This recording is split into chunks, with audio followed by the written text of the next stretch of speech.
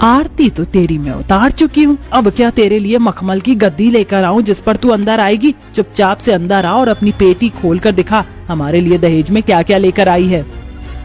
जी जी माँ जी। घर के अंदर जाकर भावना अपनी लाई पेटी को खोलती है जिसमें दहेज का सिर्फ थोड़ा सा सामान था। ये देखते ही नंद एक सूट निकाल कर बोलती है, ये क्या माँ, देखना जरा, ये गरीब भाभी मेरे लिए अपने मायके से क्या सामान लेकर आई है। ये गरीबों जैसा सूट पहनूंगी क्या मैं? यही औकात है क्या मेरी? अब मैं क्या बोलूं, मुझे तो सामान देखकर ही गुस्सा आ रहा है। ये अम्मा ज्यादा कुछ लाई नहीं है अपने गरीब मायके से। चांदी के पायल, छोटे से सोने के कान के झुमके और हम लोगों के लिए एक एक जोड़ी कपड़ा। क्यों री तेरे माँ बाप ने तुझे ज्यादा दहेज देकर नहीं भेजा? माँ जी, जितना मेरे माँ पिताजी मेरे लिए कर सकते थे उतना उन्होंने मेरे लिए किया है, और मुझसे छोटी मेरी 3 बहनें हैं। वो सारा दहेज मेरी शादी में तो नहीं दे सकते ना, और वो इतने अमीर भी नहीं है। अरे मैया, माँ देख रही हो अपनी नई बहू को, गृह प्रवेश के बाद भी कैची की तरह जुबान चल रही है। तू चिंता मत कर बेटा, इसकी अकल तो मैं ठिकाने ले आऊंगी। क्यों री निकम्मी नास पीटी, आज तो तूने ऐसा बोल दिया, दोबारा तेरी जुबान मेरे सामने खोली तो छोड़ूंगी नहीं तुझे। अपने ससुर के सामने भी ऐसे बोल रही है? क्या यही सिखाया है तेरे माँ बाप ने? नहीं पापा जी, ऐसी कोई बात नहीं है, मैं तो बस। बहुत हो गया, तुम कमरे में चलो।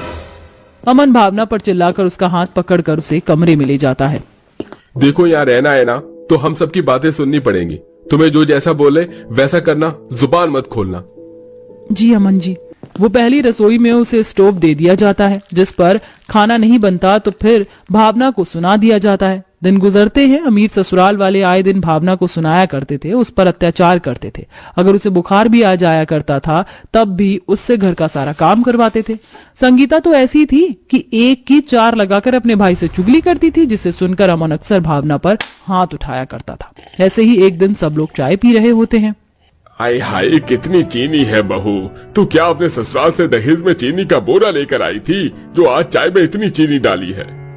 नहीं पापा जी, मैंने तो हिसाब से ही 3 चम्मच चीनी डाली है। मतलब पापा झूठ बोल रहे हैं? और हम सब भी पागल है क्या? माँ, आपको चाय कैसी लग रही है? तुझे भी चाय मीठी लग रही है, जैसे कि हम सबको डायबिटीज से मारने की तैयारी कर रही हो। ये छी, शहद से भी ज्यादा मीठी चाय हो रही है। और ये पराठा कैसे बनाया है? इसमें तो नमक नहीं है। तुम्हें कुछ खाना पीना बनाना आता नहीं है क्या? अभी तुम्हें बताता हूँ, मेरे घर वालों को परेशान करना चाहती हो ना? आओ तुम। हाँ बेटा, तू बिल्कुल ठीक कह रहा है, जा ले जा इसे। तभी अमन उसके बाल पकड़कर कमरे में ले जाता है और उसे बहुत मारता है। भावना की नाक से खून बहने लगता है और जगह जगह चोट के निशान थे। अमन जी, मैं सच कह रही हूँ, आप एक बार मेरी बात सुन लेते। भगवान कसम, मैंने चाय में इतनी चीनी नहीं डाली है। ये जरूर किसी ने जानबूझकर किया है। मेरा विश्वास क्यों नहीं करते?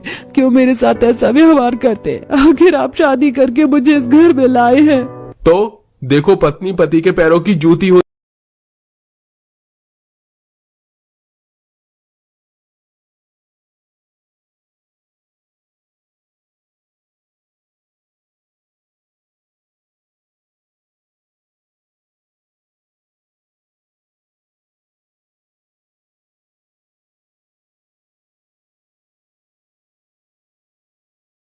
जब वह तलाक लेने का फैसला करती है, पर उसके मायके वाले तलाक देने के फैसले में उसका साथ नहीं देते हैं। देख, तू अगर इस घर में वापस आ गई तो तेरी वजह से मेरी बच्चों की शादी कैसे होगी और तेरा खर्चा पानी अलग होगा। क्यों तोड़ रही है अपना घर? जैसे गई है वहाँ पर वैसे ही रह ले।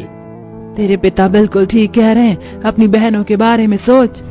मुझे समझ नहीं आता, मेरे पिता ऐसे कैसे बोल सकते हैं मुझे? मैंने आपको एक एक बात बताई है कि वो सब मेरे साथ कैसे जानवरों की तरह सलूक करते हैं। इसके बाद भी आप सब ये कह रहे हैं। कोई बात नहीं, मैं कहीं नौकरी ढूंढकर अपना खर्चा खुद उठा लूंगी, आप लोगों पर बोझ नहीं बनूंगी। पर अब मैं उस जेल में नहीं रह सकती। फिर भावना अपने पति से तलाक लेकर अपने मायके में रहने लगती है। साथ ही एक नौकरी ढूंढकर नौकरी करने लगती है, जहां उसकी मुलाकात उसी के साथ काम करने वाले जतिन से होती है, जो अक्सर उसे दुखी देखकर, अकेले खाना खाते देखकर खुद भी परेशान होता था। और एक दिन उससे खुद कहता है, देखिए भावना जी, मैंने आपको अक्सर परेशान देखा है। आप क्यों इतना परेशान रहती हैं? देखिए, मैं ऐसा वैसा लड़का नहीं हूँ, आप मेरे से दोस्ती कर सकती हैं। इन सुंदर आंखों में ये आंसू अच्छे नहीं लगते। मेरा ख्याल करने के लिए आपका शुक्रिया, पर मेरी जिंदगी ऐसी ही है कि अब आंखों में आंसू ही रहते हैं। तो अपने अंदर के दर्द को मुझे बताकर खत्म कर दीजिए ताकि आप खुलकर मुस्कुरा सकें। ये सुन भावना जतिन को अपनी पहली शादी की सारी बातें बता देती है और अपने मायके वालों को भी। ये सुन जतिन उसे खुश करने के लिए कभी चॉकलेट देता तो कभी उसे चुटकुले सुनाता है। धीरे धीरे दोस्ती हो जाती है और एक दिन जतिन उससे शादी करने की बात करता है, जिसे भावना टाल देती है और अपने घर में बहनों को बताती है। बहनों से माता पिता को पता चल जाता है और माता पिता जतिन से शादी करने के लिए उस पर बहुत जोर डालते हैं। सॉरी दीदी, मैंने आपकी बात मम्मी पापा को बता दी। जो भी तूने किया शिवानी, अच्छा किया। अगर लड़का सामने से हाँ कर रहा है सब कुछ जानने के बाद भी, तो अर्जी क्या है। और तेरी शादी हो जाएगी, दोबारा घर बस जाएगा, तेरी बहनों की शादी हो पाएगी। वरना लोग हमसे सवाल करेंगे कि आपकी बड़ी बेटी घर में क्यों है।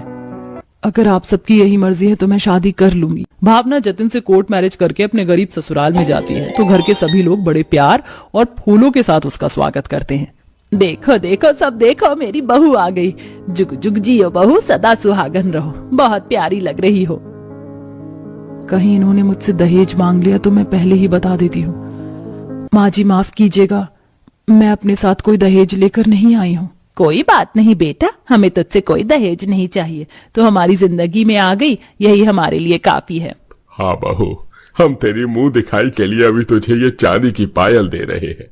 माफ करना बहू, इससे ज्यादा नहीं था हमारे पास। पापा जी, आपने मुझे ये दे दिया तो मैं समझ लूंगी कि आप सबने मुझे आशीर्वाद दे दिया। और भाभी देखिए, मैंने आपके लिए क्या तोहफा बनाया है। बहुत प्यारा सा सूट बनाया है अपने हाथों से, खास आपके लिए। अरे वाह, ये तो बहुत सुंदर है। सूट देखते ही भावना की आंखों में आंसू आ जाते हैं। उसे अपने अमीर ससुराल की बदतमीजियां याद आ जाती हैं।